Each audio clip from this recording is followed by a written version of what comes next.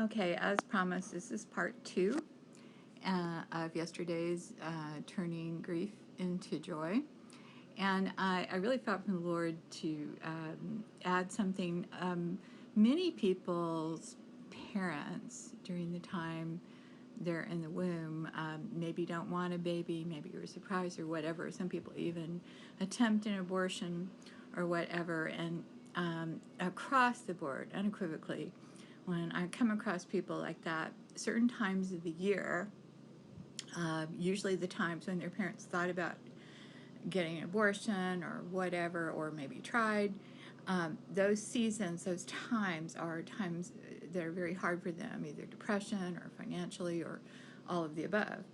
So, we usually have to break, like I was saying yesterday, trauma bonds and fear bonds to those times and do some other work there too as well.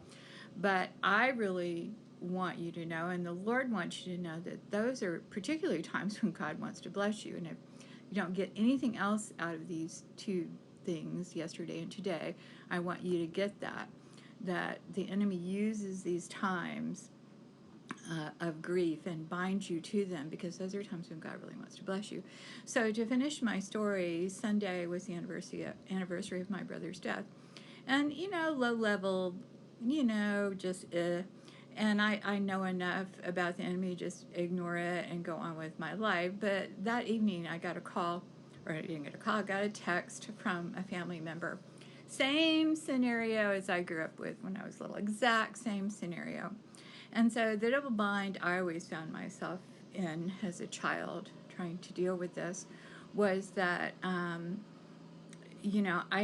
I couldn't deal with the real issue because I didn't really have authority. So I had to put out fires, do stopgap methods. And so when this relative was texting me, I immediately went into that mode of giving them, okay, you could do this, you could do that, you could do this. And finally, they said something about wanting a new start. And I went, oh, that's right. And I had prayed before I started texting back. I said, Lord, I invite you in, help here.